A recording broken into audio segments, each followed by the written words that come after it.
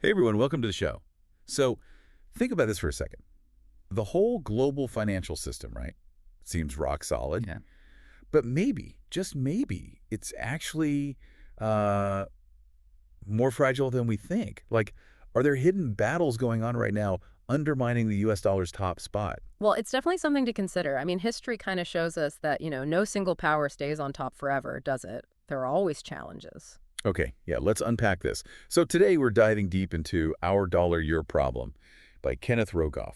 It's basically an economics and finance book. Mhm. And it looks at the whole story of the U.S. dollar, past, present, and, well, maybe the future, as the world's main currency. hmm Rogoff walks us through who tried to challenge it before and, like, what pressures, internal or external, could actually shift things. And that really gets you thinking, what gives a currency that kind of global clout in the first place? What are the ingredients? Exactly. And, I really liked a few things about this book. First off, the historical parallels he draws. Really surprising, actually. Helps put today into context. Yeah, seeing those connections is useful. And second, he manages to explain some really complex international finance stuff in a way that's, well, pretty clear. You don't feel totally lost. Which is key for this kind of topic. Definitely. And finally, it leaves you thinking, Yeah. about where global finance might actually be heading. It's quite thought-provoking. Absolutely. I mean, understanding these dynamics, it's pretty crucial if you want to get a handle on the global economy today. For sure. Now, if I had to pick maybe one or two things, not spoilers, promise, Okay. just that because it covers so much history and economics, some bits might feel a little dense if you're, like, totally new to this stuff. Right, the scope is huge. Yeah. And also, the main focus is definitely on the big picture, the macro stuff. So if you're looking for super detailed, micro-level analysis, this might not be the only book you read. That's fair. It's a trade-off, isn't it? Broad view versus deep dive on one specific aspect. Totally. But overall, yeah, I'd give Our Dollar, Your Problem a solid 4 out of 5 stars. Really worthwhile. Good rating. I think that reflects its strengths and maybe where readers might need to focus a bit more. Okay, so let's get into the meat of it. You sent this one over because, well, you want to understand these big global finance forces without getting totally bogged down in jargon, Oh, right? actually. So let's talk contenders. What are the real threats, according to Rogoff, to the dollar's reign? He kicks off by looking back, doesn't he? Who tried before? Yeah, he does. And he looks systematically at, well, the Soviet Union, Japan, and then the euro. Okay. Take the Soviets. I mean, yeah, they had periods of growth, looked impressive on paper sometimes. But the big thing Rogoff points out is their currency, the ruble, was inconvertible. Right, meaning you couldn't just easily trade it for dollars or pounds on the open market. Exactly. So, its use outside the Soviet bloc was super limited. You couldn't really use it for trade easily, couldn't hold it as reserves. The whole economic system just didn't support it internationally. It's funny, Rogoff reminds us that back in the Cold War, some people actually thought the Soviet economy might catch up to the U.S. Oh, yeah. There was genuine debate about that. And Rogoff, having lived through that and later being chief economist at the IMF, he brings this great perspective. He's like, look, the growth stats didn't tell the whole story. The underlying reality, the limits, they were always there. Okay, so the ruble was a non-starter internationally. What about Japan and the yen? That Yeah. felt different, right? Like a more serious contender for a while. Oh, absolutely. Japan's economic boom in the 80s and early 90s, huge deal. Their productivity, especially in manufacturing, was just soaring. And Rogoff talks about the Plaza Accord in 85. That was basically an agreement to weaken the dollar against the yen and the German mark. Right, trying to rebalance things. Yeah. And it did pressure Japanese exports, but Japanese companies were smart. They adapted, became even more efficient, invested elsewhere in Asia. And Rogoff points out this interesting twist. The stronger yen actually pushed Japanese firms to buy up dollar assets around the world. Kind of counterintuitive? Exactly. But then Japan hit that massive asset bubble in the early 90s. Ah, yes, the bubble. So we're talking land prices, stock market, just completely unsustainable levels. Totally inflated. And when it burst, oof, triggered this long period of stagnation, the famous lost decades. Right. So Rogoff's point is, yeah, this massive internal financial crisis basically stopped the yen in its tracks. It couldn't become a dominant global currency after that. So a key lesson there is, strong growth isn't enough if you've got major problems at home. Okay, so internal issues were key for both the Soviets and the Japanese. What about the euro? That's different. It was designed as a multinational currency. Yeah, the euro. A huge political and economic project, really, combining the currencies of major European economies. Hmm. And Rogoff admits, he was a bit skeptical at first, but he gives credit to the European policymakers for their determination. But he still sees challenges. Oh, yeah. He points to what he calls inherent challenges, the big one.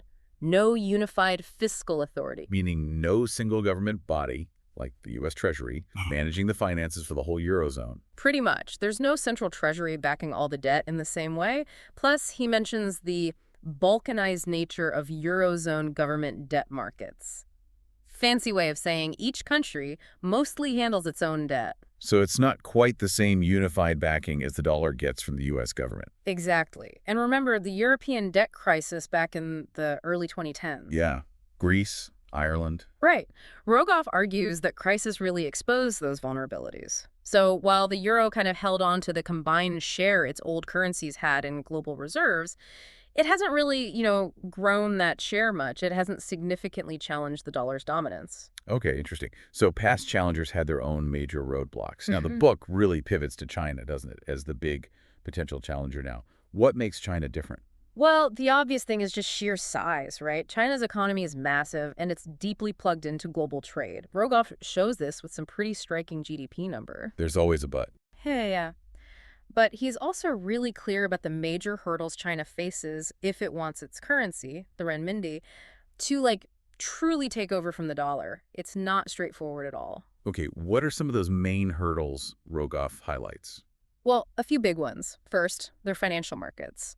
While they've opened up somewhat, they're still not fully open, not like the US or Europe. So it's harder to move money in and out freely. Exactly. And that makes the renminbi less attractive for other countries to hold as reserves or use for international transactions. Limits its global appeal. Makes sense.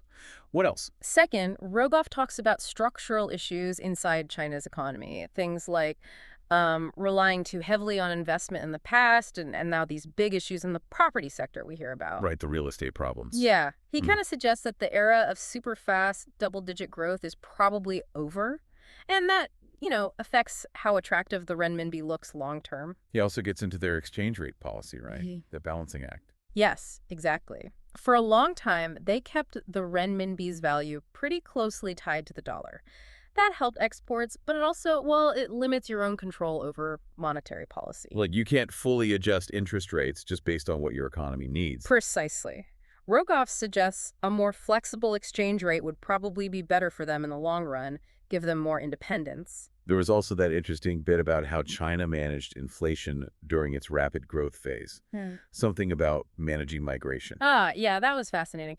Basically, by controlling the flow of people from the countryside to the cities, they helped keep wages from rising too quickly, which helped keep inflation down. Wow. But, as Rogoff argues, that same system might be linked to some of the current property market issues, too. It just shows how interconnected everything is in an economy. Okay, so China, huge economy, deeply integrated, definitely a potential challenger, but also facing its own complex internal stuff, plus the challenge of opening up its financial system more. You got it. So Rogoff's bottom line seems to be, the dollar's dominance might fade a bit around the edges, gradually decrease maybe, but a full-on replacement by the renminbi or anything else, not looking likely soon. That's pretty much the core takeaway. He argues the dollar still has massive advantages. Think about how deep and liquid U.S. financial markets are easy to buy and sell huge amounts of dollar assets.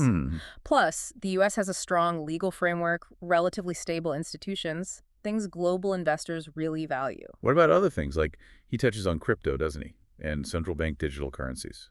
Any threat there? He's pretty skeptical, actually. On crypto, yeah, he sees its role maybe in niche areas, less regulated spaces. Yeah. But he expects governments will eventually regulate it heavily, preventing it from really replacing dollars or euros for everyday legal stuff. Okay, and the government-backed digital currencies, CBDCs. He sees those more as an evolution of the current system, like a digital dollar or digital euro. Not necessarily something that fundamentally shifts the balance of power away from the dollar, more like updating the plumbing. Gotcha. So the dollar isn't invincible, its share might fluctuate, but its core advantages mean it's likely to stick around as number one for a while. That seems to be Rogoff's view. And he finishes by saying, if the U.S. wants to keep the dollar strong, it needs to manage its own shop well, right? Think about its own debt, its policies, how they impact the rest of the world. Exactly. He really emphasizes that point.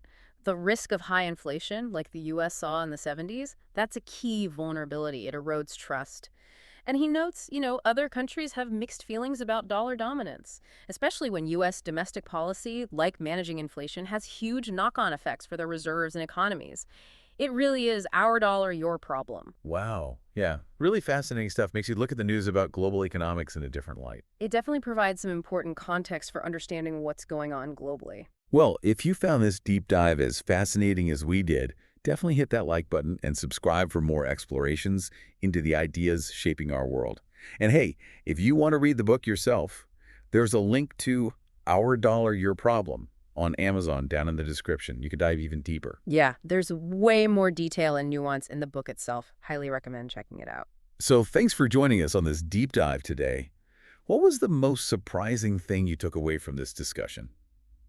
Let us know down in the comments. We always love hearing your thoughts, and we really appreciate it when you share these conversations with anyone you think might find them interesting. Yeah, your comments and shares really do make these discussions better. And maybe one last thought for you, the listener, to Yeah. chew on.